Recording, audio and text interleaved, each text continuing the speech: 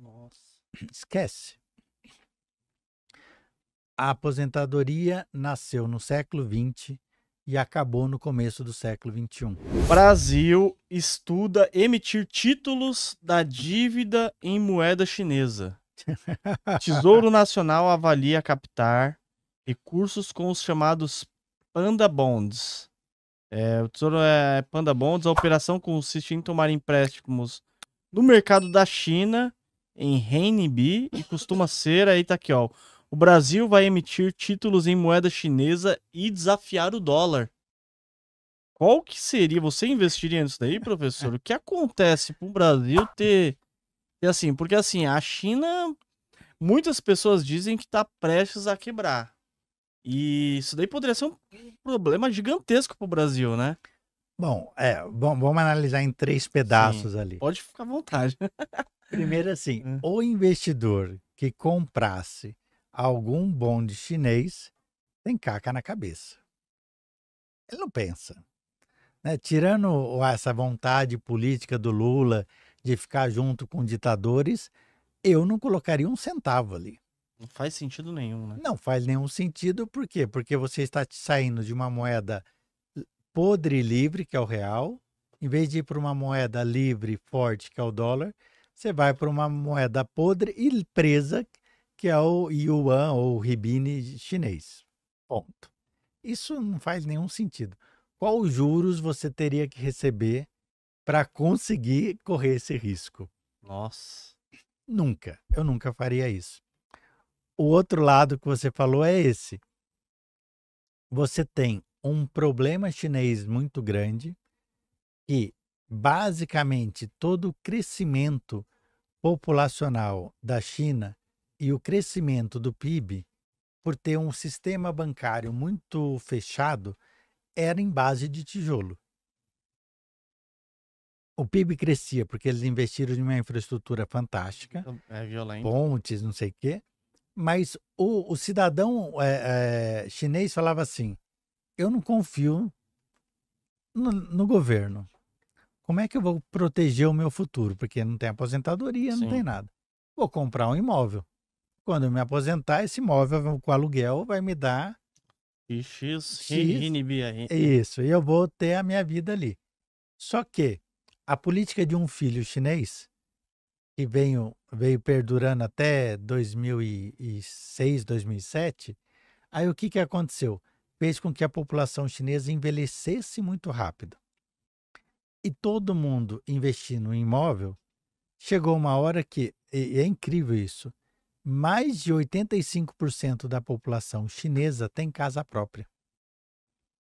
E desses 85, parece que 32%, era uma coisa assim, tem mais de um imóvel. Resumo da ópera, tem mais imóvel do que pessoa. Nossa, porque tem aquela política também do filho único, né? Eles tiveram uma Tem. política assim? E aí eles pararam, mas aí a chinesa não queria mais ter mais de um filho. Já era, acabou, acostumou a população, né? Exatamente. E aí o que aconteceu? Por que estão derrubando prédios lá? É porque todo mundo que investiu em imóvel perdeu dinheiro. Nossa, aí eles estão derrubando pra fazer o quê? É a loucura. Olha a questão imobiliária chinesa, que louco. Porque o solo é do governo. Hum, Então, o que acontece? O governo empresta para as províncias. As províncias alugavam para as construtoras, que construíam os prédios com dinheiro do governo e que vendia esses prédios para os chineses. Olha a bomba relógio que é isso. nossa. Então, o governo chinês, centralizando tudo, está chegando ao cúmulo de falar assim: bom, você não está pagando o aluguel, então eu derrubo esse prédio. Nossa. Aí eu derrubei esse prédio, quem tinha o prédio deixou de ter. Mas o cidadão que pegou dinheiro emprestado meu está me devendo. Nossa, meu. Cúmulo, né? E aí, como é que você faz? Você cria uma desconfiança muito grande. Ao ponto de que eles tentaram proibir o Bitcoin, porque os chineses estavam evadindo muito. Mas é um problema muito sério, e é a tal da janela demográfica. Que o Brasil está entrando nisso agora, e assim, de novo, quem investir em imóvel no Brasil, conforme a localização, Já tá, o futuro está aqui hoje. É só olhar para a China. Sim. Pode ser que em determinada, aliás, algumas cidades, principalmente no interior, estão já diminuindo de tamanho. Então imagina o seguinte: eu comprei um terreno por 10, por 100, não importa. Eu esperava 5, 10 anos e vendi aquele de 10 por Ixi, 30, é, o de 100 por 300 e por aí vai. vida que segue. E se daqui a 5 anos o de 10 vale 5? Nossa, aí ferrou, hein? Por que que ele valeria 5 se não É, tiver demanda? se ninguém comprar. E olha a loucura nossa. A gente saiu dos anos 60 de mais ou menos 5 filhos por mulher em idade fértil para 1,5 agora. Você precisa de 2 pessoas para fazer um filho. Você tem quantos filhos? 1. Não. Aí, você tá sacaneando o Olha aí. Brasil, Luan. Tá Então, vendo? o que você tá fazendo? E isso é geral. Isso quer dizer que, em algum momento, vai sobrar imóvel. Não. E será que é por conta dessa geração, professor, que eles querem aproveitar muito a vida e deixam a família assim, filhos em segundo plano, né? Será? Olha, eu não costumo brigar com isso, mas com certeza é. Né? Porque você está falando assim, não apenas a gente tem menos filhos, como filhos cada vez mais tarde. É. Então, se a gente fosse pensar lá nos anos 50, 18 anos a mulher casava. É. Com 19 estava tendo o primeiro filho. Aí você pega hoje, quem casar com 18 anos é louco, É. Mais ou menos isso, né? não é? Aí você vai ter filho quando? Depois que você terminar a faculdade, depois que você tiver dado a entrada na casa, depois que não sei o quê. Você está tendo filho não com 19, mas você está tendo filho com 25, 30. Isso daí fez com que o Brasil abrisse a janela demográfica no ano 2000, onde a gente passou a ter mais pessoas trabalhando do que pessoas dependentes, e vai fechar agora 2030. Resumo da nossa ópera: a gente tinha 30 anos para se tornar um país desenvolvido. Ou a gente vai ser pobre para sempre. Nossa, então a coisa não tá muito boa pro brasileiro também não, né? Não por causa disso. E a maioria da população não entende o que é isso. E a pessoa que trabalha, professor? O cara tá aqui acompanhando o Tubacast hoje aqui. Aí o cara trabalha, né? Aí ele fala: "Ah, tô garantido porque tem o INSS". O que você falaria pra esse rapaz que tá aqui ali, ó, que ele tá garantido porque ele tem... eu vejo é mais no Instagram, aqui no É. YouTube o pessoal é bem esperto assim pra Hum. investimento, pra pensar no futuro, né? Mas lá no Instagram a coisa é feia. Olha, o INSS é uma pirâmide financeira. Hoje, quem entra paga para quem está saindo. E funcionou muito bem no começo do século XX. Por qual motivo? Tinha muitos filhos, tinha muita gente entrando no mercado de trabalho, as pessoas Sim, pagavam e quem se aposentava estava garantido. sim, A gente acabou de falar que isso fez assim, né? Porque as pessoas têm menos filhos, muito menos filhos do que antes. E a população envelheceu. verdade. Então, qual é a lógica? Qualquer um hoje no Brasil com menos de 50 anos nunca vai se aposentar. Nossa. Esquece. A aposentadoria nasceu no século XX e acabou no começo do século XXI. Você que tem menos de 50 anos nunca vai se aposentar no Brasil. Ponto. Aí, por que que isso vai acontecer? Ué, porque você tem um pacto geracional. Os novos pagam para os mais velhos.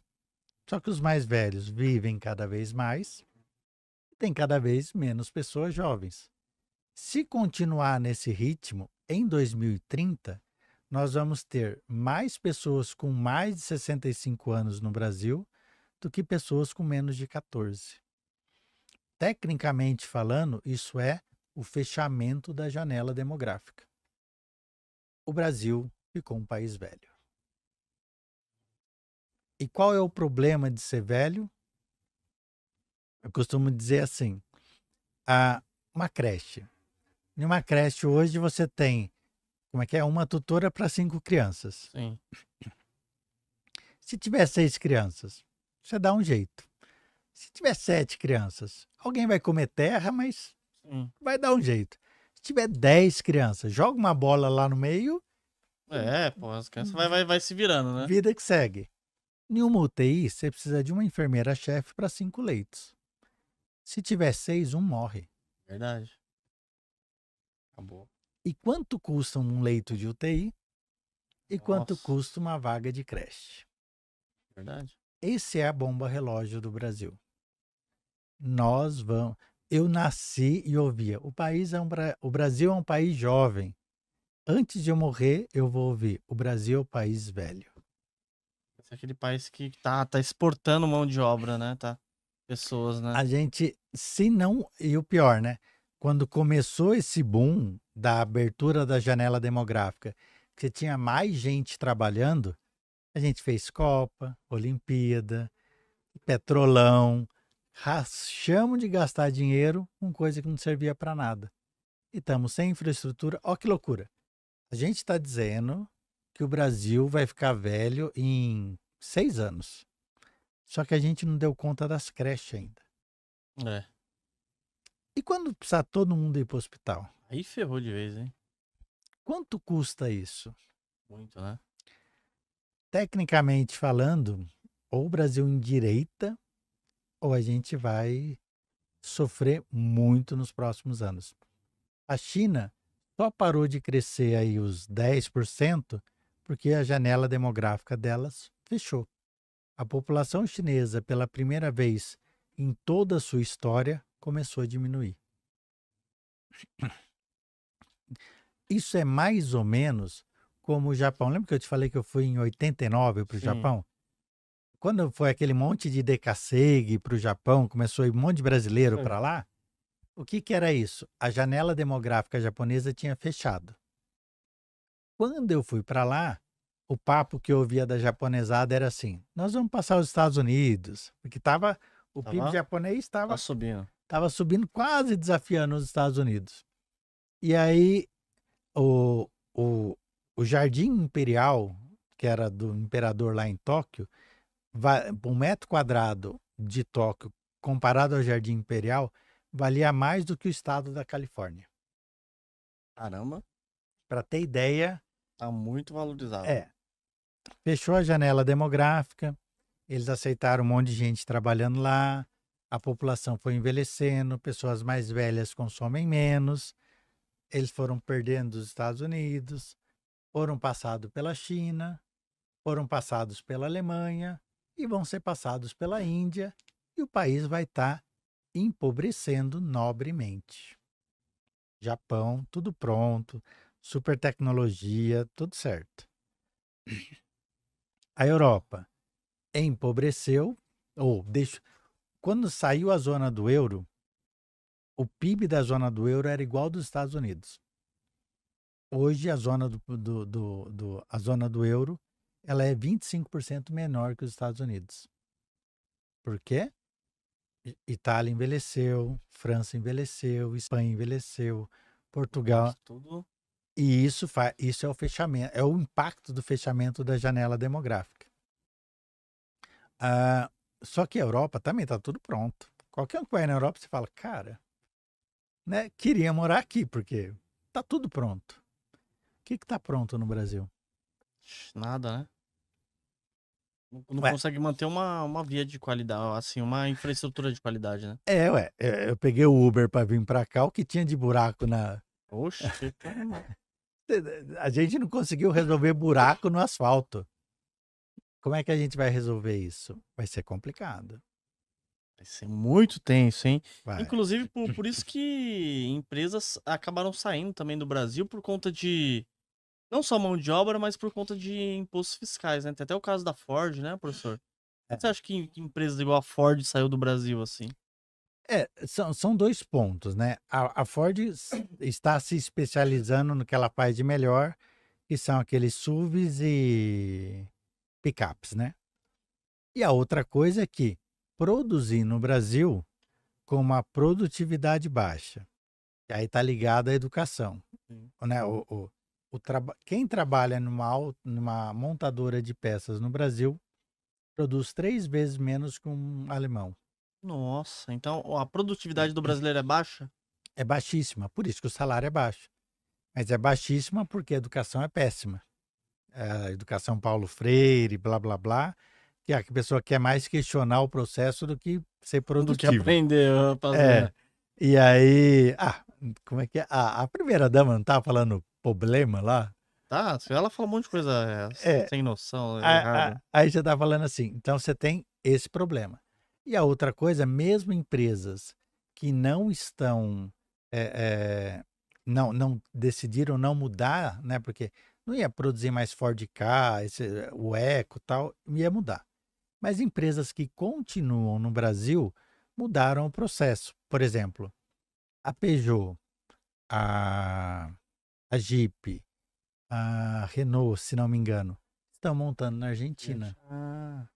Só traz aqui, põe o motor e fala que o carro é fala que o brasileiro. carro é brasileiro. Por quê? Porque, curiosamente, o trabalhador argentino é mais produtivo do que o brasileiro. Os impostos na Argentina são menores que o brasileiro.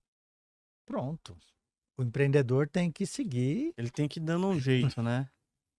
mas isso você vai ter problema acima de problema, né? Então, a gente precisava acordar. E dar aquele tranco, né? Ô, professor, você acredita que os carros elétricos vão dominar o mundo? E a BYD vai deixar a Tesla de lado aí? Vai falir a Tesla? Vamos lá. Bom, primeiro, eu não acredito que o carro elétrico é menos poluente que a combustão. Você precisa de um movimento de toneladas de terra para produzir uma bateria é muito mais poluente do que tirar o petróleo debaixo da terra. Ponto. Mas qualquer um que já andou em um carro elétrico sabe que é muito mais gostoso o silêncio, o conforto. Então, por uma opção do consumidor, a gente vai ter cada vez mais carros elétricos. Isso porque é diferente, assim. A potência é maior, sabe? Não tem um barulho. Então, para quem é amante de carro, ele vai continuar na combustão para sempre. Mas para quem quer viver na cidade e ter é muito melhor o elétrico. O problema é que é uma bateria. Né? O que acontece com a Bateria bateria? seria o motor, né, do carro? Exato. Aí você pega. O que acontece com a bateria do nosso celular depois de 3 anos? Nossa, vai pro saco, né? O que a gente vai fazer com as baterias desses carros? Nossa, esse é um problema grande, né? Então, o empreendedor é se especializar nisso, né? Exatamente. Lembra que vai ter um problema. Ou a gente está falando do lixo causado pelas baterias, que vai ter que ser resolvido, ou de, sei lá, consertar, fazer. É um problema que está previsto lá na frente que não deixa de ser uma oportunidade para ganhar dinheiro. Com relação a BYD e a Tesla, eu diria que é mais ou menos como. Como é que chama o celular O chinês? Android e o Não, iPhone? Xiaomi, não é? É, Que é o celular chinês, né? Xiaomi. Ele nunca vai bater a Apple. Por quê? Porque são outras situações, assim, né? Então, assim, mas vai vender muito. Assim como o BYD vai vender muito. Eu não tenho dúvida em relação a isso.